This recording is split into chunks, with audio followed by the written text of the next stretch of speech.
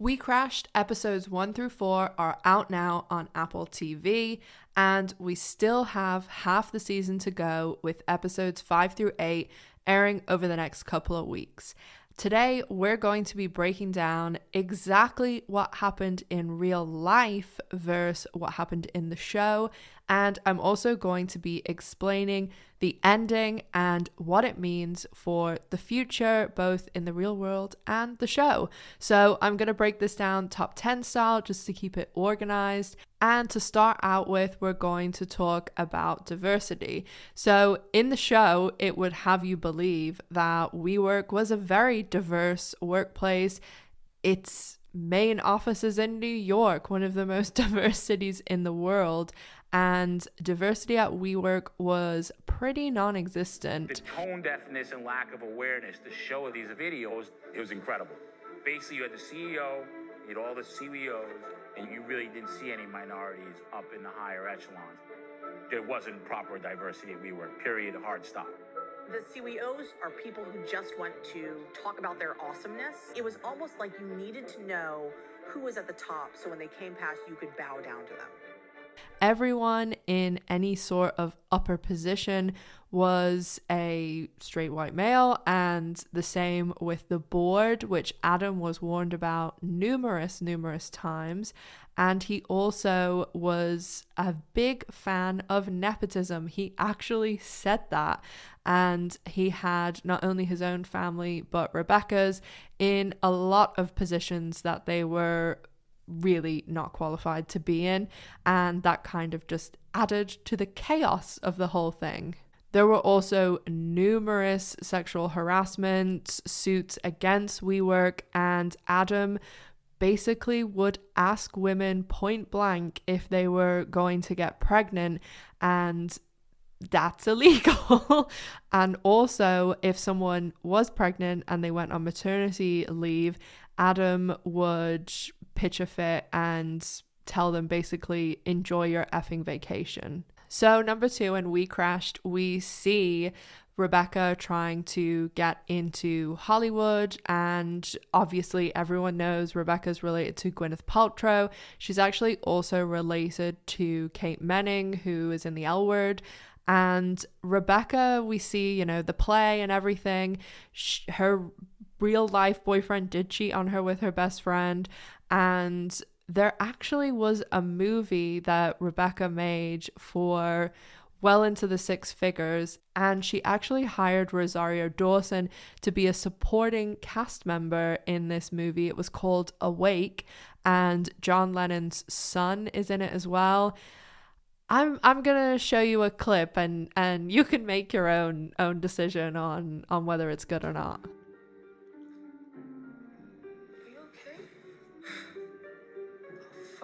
You're on drugs. No. Are you? No. What are you on right Not now? on anything, Robin.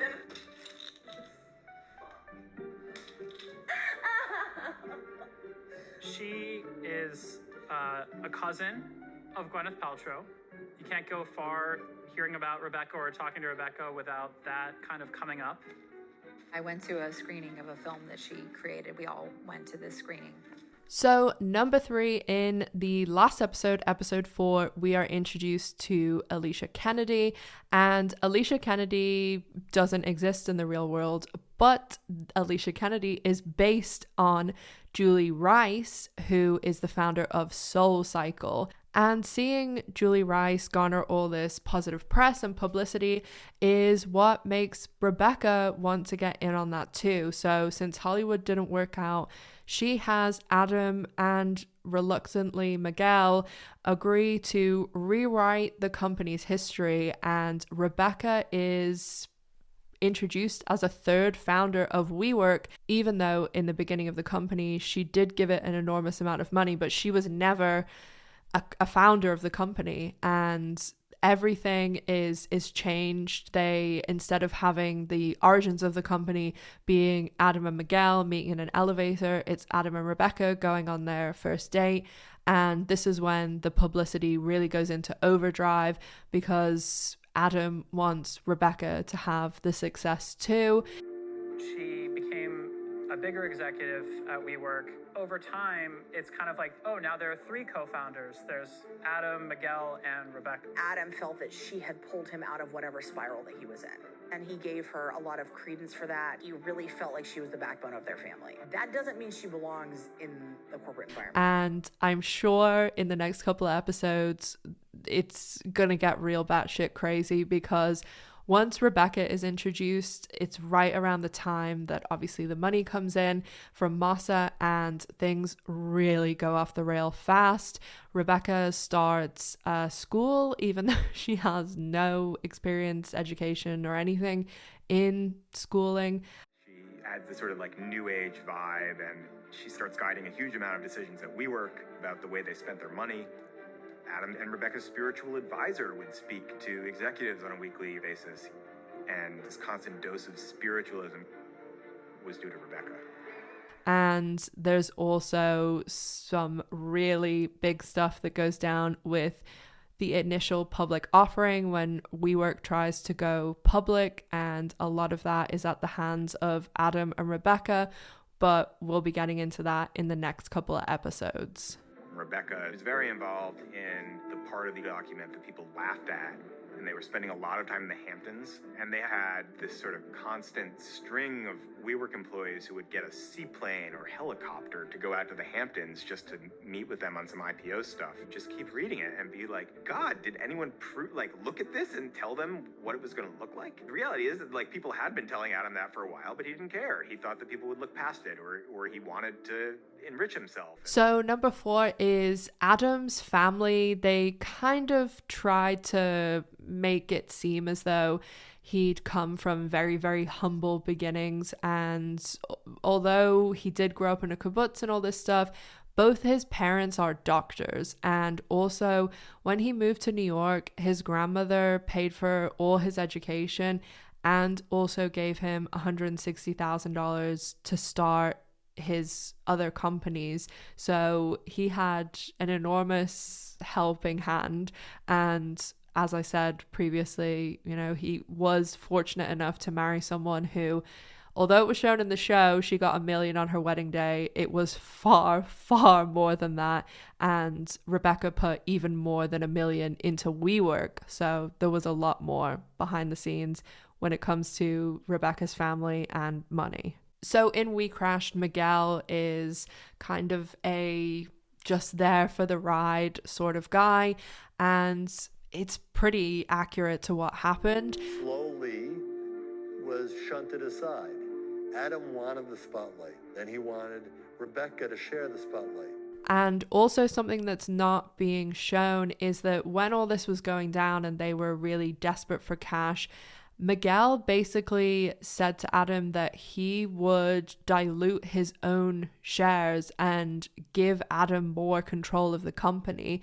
So Adam already had an enormous stake in the company. He owned more than anyone. And when all of the deals started going down, like Masa wanted to buy into the company, Adam still would have retained a lot of control, and he would have been the only one really to still maintain his amounts of shares, because when Masa wanted to buy into the company, he wanted to buy everyone out, and even the employees would have got their equity then and gotten some money. But I'm sure we'll start to see in the next few episodes about what really happens. And if you can't wait for that, I do have both a long video going over everything that happened with WeWork, and I do also have a short 15-minute one that goes over everything too. So I'll link both of those in the description box. And if you really want to get deep into WeWork, I'll link some books in the description box as well, because they're both excellent. The 2 books I read, The Cult of We and $1 Billion Loser. And there's also a really good Hulu documentary as well. So number 6, we do see some employees in this episode getting fired by email, and then they have a concert with Run DMC. That really happened too.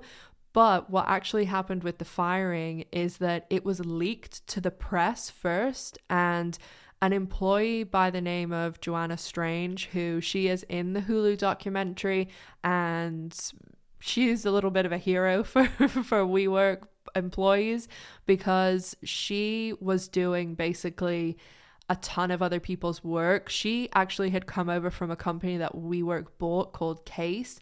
And when Joanna was doing her boss's work, basically, he got an email from the all male upper employees that were all kind of bragging about how many people they were firing. And Joanna obviously was really pissed. Her name was on the list too, so she was going to get fired. We realized that it's a mandate to cut 7% of their employees because WeWork was just flushing cash down the toilet, just hemorrhaging money. So we had to cut jobs. He wrote something like, "Ha, bitches, I cut more than 7% of my team because everybody's supposed to cut 7%. And I was like, what? And she leaked that to the press. And in that email, there was documents that all were saying just exactly how much money WeWork was basically hemorrhaging. Adam Neumann told us repeatedly that WeWork was profitable. We've since found out that how Neumann and WeWork were considering themselves profitable was a stretch at best. And how much was being spent, which I really think that they haven't gone into a lot of that in the show, but I'll talk about that in another point. So number 7 is a character in the show called Leslie. I think that Leslie is supposed to make up a bunch of different employees, but one of the main people being Lisa Skye, who was one of the first employees at WeWork. And Lisa Skye was in and out of WeWork, and she actually left to start her own co-working company. And she also even lent the company money in the early days, and it was actually a really significant amount. So in the show, we're seeing, them buying people out of leases, and if it's other co-working companies like Lisa Skye's that has 1 or 2 locations, what WeWork was actually doing is they were going to the tenants of the other co-working companies and saying, we will give you a year free rent at WeWork if you move. Or if they said, no, we're fine where we are, they were told just keep offering them 2 years, 3 years, whatever it is, whatever it takes to get them to leave. The other companies do that.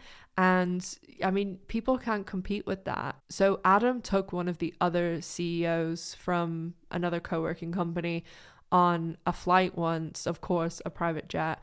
And he basically said to him, I am going to destroy your company. I have all my employees ready to call all of your tenants and offer them anything to get out of their agreements with you, whether it's 1 year, 2 year, 5 years of free rent. That's what we're going to do. And the other CEO was obviously like, this is ludicrous. Like, no one can do this and have a profitable business.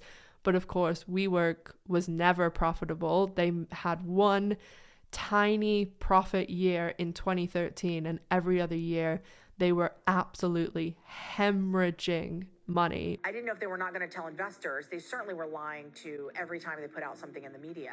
Are you actually turning a profit in the business? We are definitely turning a profit. I'm bored of the businesses that don't turn a profit. I don't believe in them. I need a cash flow positive business. Which I do think they've done a good job of that in the show, because it's very hard to show financial stuff like that because it's pretty boring in a TV show. So I do think that they're getting that across well. So continuing on from that, in point 8, they really haven't shown Adam's greed and a lot of the other bad parts of him. He was buying buildings and then asking WeWork to lease those buildings from him. And then he took $700 million out of this company at the very time he was asking the public to put money in. There are some really, really underhanded, dirty things that Adam was doing, and maybe they're saving them for the last 4 episodes to kind of have this dramatic, downfall. But Adam really was not bothered about making the world a better place. He was about enriching himself. Different item that horrified them. So like one by one, they would say, I cannot believe his wife is choosing his successor, or so egregious that he would have his 20-1 voting shares, or I can't believe the company is paying him $6 million for the trademark to the word we and the company name. And I'm sure we'll really start to see this once the money comes in from Masa, because Adam was doing things like he was buying buildings and having WeWork lease those buildings from him. So he was just directly profiting from his own company. And there was the most ludicrous things happening, like private jets everywhere. And when this money comes in from Masa, you'll really start to see that. He bought a $60 million jet from the money from Masa, and there's some really crazy stuff to go, which of course when episodes 5 through 8 come out, I'll go over them. WeWork's S1 when it came out? No, I remember I was on vacation. It was in August, and I remember telling my family when someone sent me a link to it, and I started reading the first few pages. I said, I apologize. I'm out for the weekend because this was just too good, and I needed to read through this. It felt more like a novel written by someone who was shrooming than an S1. So number 9, when Masa finally comes to WeWork, it was a little bit different in real life. He actually had that scheduled meeting, and his last meeting had run really late. He was supposed to have 2 hours at the WeWork to go through it with Adam. But when he got there, he said, I only have 12 minutes. And the reason he only had 12 minutes is because this was all happening right when the 2016 election had happened. And Masa was actually going to meet Trump. And Adam and Rebekah are actually really, really good friends with Ivanka and Jared Kushner, and when Trump was in the White House, they used to go to White House events all the time. So maybe they're leaving politics out of the show, but that was absolutely the case. And finally, the very end of the episode, we see Masa sitting in the back of the car scrolling 4.4 billion on the iPad to Adam. That really happened that way. He really got in the car, and I'm actually surprised they didn't talk about this quote that everybody always says, and actually everybody always gets it wrong, because Adam and Masa, when they were talking, Masa asked Adam, who wins in a fight, a crazy guy or a smart guy? And Adam said a smart guy, and Masa said no, the crazy guy, because nobody wants to get into a fight with a crazy guy. And then he said to Adam, you're not crazy enough, go crazy, and gave him all that money. And that is exactly what happened. He went crazy, and we're going to see that in the next 4 episodes for sure. And there's a lot more to it, because when Masa offered this 4.4, there was a much bigger deal where Masa was going to basically purchase all the other shares for WeWork except Adam's, and SoftBank was going to have a controlling stake in WeWork. And that would have been great, especially for the employees. They would have got something for their equity. I first read about WeWork when they raised money in SoftBank at a $20 billion valuation. And at that point, they had about 200 locations. I went through and looked at the buildings that they actually had their facilities in, and I determined that WeWork was the most overvalued private company in the world. But of course, Adam always wants more. And he's even said that when he was in the back of that car and was offered the 4.4 from Masa, he said he almost asked for more. So keep that in mind when you're watching the next 4 episodes, because his greed and his ego is really what gets him in the end. With many of these unicorn IPOs, the CEO was mentioned anywhere between 12 and 40 times. In the case of Adam Neumann, it was 170 times. If you tell a 30-something male that he's Jesus Christ, he's inclined to believe you. And I know a lot of people, some people on my other WeWork videos have said this, like, but what's the point of this story? Like, they didn't technically do anything wrong. It's not like Elizabeth Holmes, and they're not criminals. This is more of a moral thing. And the people who made the WeCrashed series, they actually said this quote that I thought was really good. And they said, in terms of criminality of this, we actually think that the fact that this story exists so much in the gray area is what's exciting. It's very cut and dry. Elizabeth Holmes is a criminal. She was arrested. She was found guilty. Therefore, she's a criminal. With WeWork, they're not criminals. They spent money frivolously. They overextended. They expanded too fast. And they promised employees things that they didn't deliver. Is that criminal behavior? I don't think it is. That's what was interesting to us, exploring that side of it. We're not watching Walter White in Breaking Bad. And that, to me, that is one of the things about this show too, and just about the story. It does exist in the gray area. I said this in my other WeWork videos, that these aren't good people. Like, they aren't. They think they are, but they're greedy, egotistical narcissists. Are they evil? No, they're not evil, but they're not morally good. And I honestly don't believe that there really are any morally really, really wealthy people like that, because I think to get to that stage of wealth, you have to do awful things, like the way they've done, to screw over your employees or something like that. I mean, I'm sure there's some cases that can prove me wrong, but I think to get to that, like, billionaire status, you have to be pretty much morally bankrupt. But that's a discussion for another day. As I said, I have those 2 WeWork videos. One is a pretty long one, but it goes over everything in depth if you can't wait for the next 4 episodes. I do also cover Elizabeth Holmes and The Dropout, if you want to check those videos out as well. And I do have a main channel, a Patreon. Follow me on social media, and I do have a merch store as well. Thank you so much for watching. I really, really appreciate it. And as always, make sure to stay safe, take care of yourselves, and I'll see you in the next one. Bye, guys.